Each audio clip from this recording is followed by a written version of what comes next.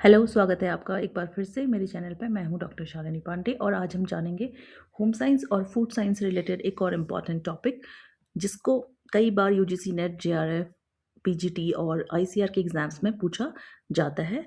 तो अगर आप भी रिलेटेड एग्ज़ाम्स की तैयारी कर रहे हैं तो ये वीडियो पूरा देखिएगा। तो चलिए शुरू करते हैं।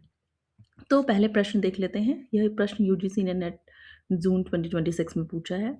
प्रश्न है कि दूध के HTST यानी उच्च तापमान अल्प समय पाश्चराइजेशन के लिए सही समय और तापमान का संयोजन क्या है। नीचे 4 विकल्प दिए गए हैं। 15 सेकंड के लिए 62 डिग्री सेल्सियस पर, 15 सेकंड के लिए 72 डिग्री सेल्सियस पर, 30 मिनट्स के लिए 85 डिग्री सेल्सियस पर और 30 मिनट्स के लिए 63 डिग्री सेल्सियस पर।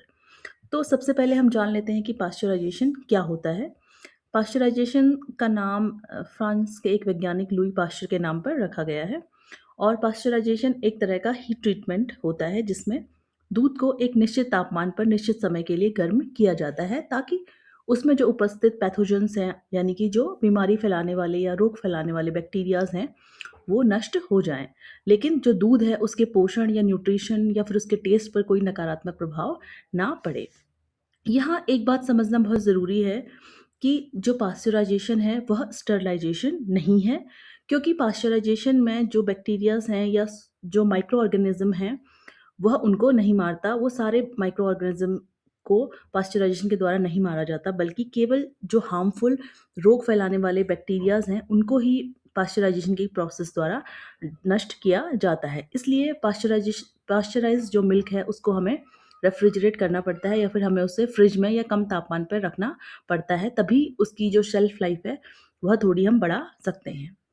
क्यों कच्चे दूध में, क्योंकि कई तरह के हार्मफुल बैक्टीरियाज पाए जाते हैं, जैसे कि टीबी फैलाने वाले bacteria, salmonella, Listeria, brucellosis, E coli और क्यू फीवर। तो पास्चराइजेशन की जो प्रोसेस है वह इन सारे बैक्टीरियाज को डैमेज कर देती है, इनको डिस्ट्रॉय कर देती है, जिस कारण से हमारा मिल्क कंजम्पशन के लिए सेफ हो जाता है।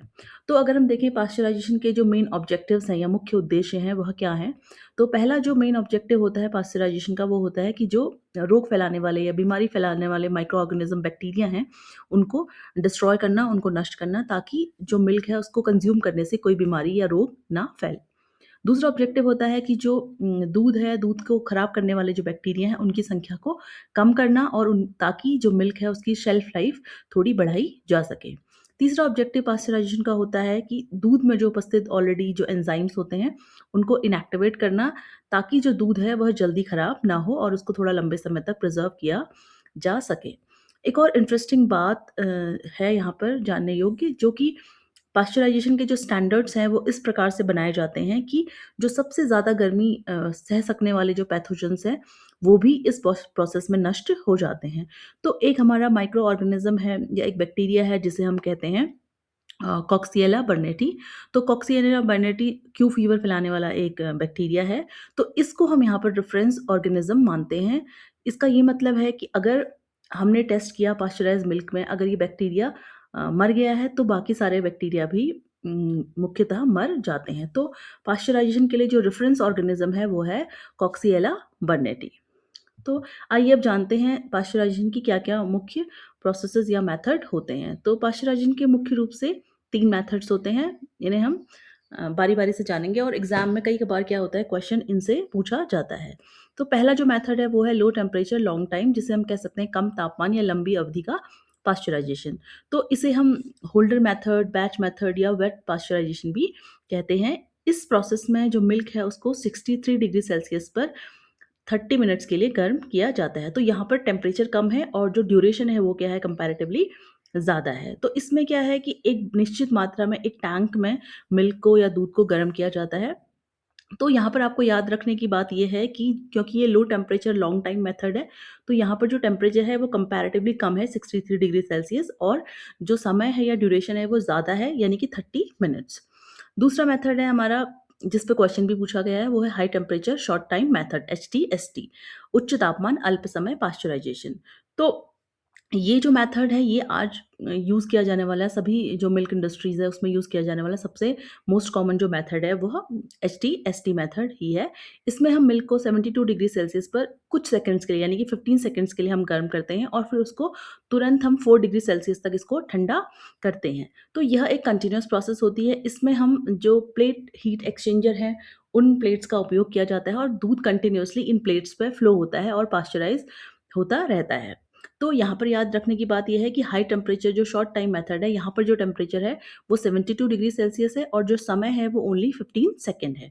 इसके बाद आती है तीसरा मेथड जिसे हम कहते हैं अल्ट्रा हाई टेम्परेचर पास्चराइजेशन, अति उच्च तापमान पास्चुरीकरण। तो इस प्रोसेस को हम अल्ट्रा अल्ट्रा पास्चराइजेशन भी कहते हैं। इसमें हम दूध को बहुत हाई टेम्परेचर यानी कि 135 से 150 डिग्री सेल्सियस पर कुछ सेकंड्स के लिए 2 से 4 सेकंड्स के लिए गर्म करते हैं। तो इतने हाई टेम्परेचर पर जो बैक्टीरिया हैं, बैक्टीरिया के जो स्पोर्स हैं, वो सभी डिस्ट्रॉय हो जाते हैं। इसीलिए जो अल्ट्रा हाई टेम्परेचर जो प्रोसेस दूध होता है, जो हमें मुख्य रूप से टेट्रा पैक्स के फॉर्म में मिलता है, उसे हम बिना फ्रिज के भी कई महीनों तक स्टोर करके रख सकते हैं।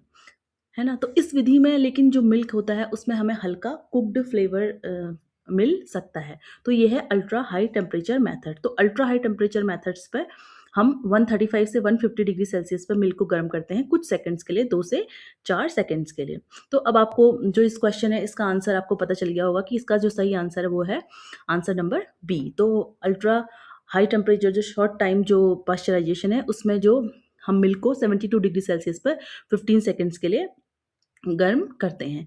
इसके अलावा कुछ एक और इम्पॉर्टेंट क्वेश्चन है जो आपको ये पॉइंट्स हैं जो आपको जान लेने चाहिए, जो क्या पता कभी दोबारा एग्ज़ाम में पूछे जा सकते हैं। तो ये इम्पॉर्टेंट पॉइंट है कि अक्सर पूछा जाता है कि हम कैसे पता करें कि जो मिल्क है वो सही से पास्चराइज़ हुआ है या नहीं हुआ है। तो मिल्क सही से पास्चराइज़ हुआ है या नहीं हुआ है, पास्चराइज़ेशन सही से हुआ है या नहीं, इसको टेस्ट करने के लिए हमारे पास एक टेस्ट होता है जिसे हम बोलते हैं फॉस्फेटेज़ टेस्ट। तो फॉस्फेटेज परीक्षण से के द्वारा हम पता कर सकते हैं कि मिल्क का पास्चराइजेशन सही से हुआ है या नहीं हुआ है।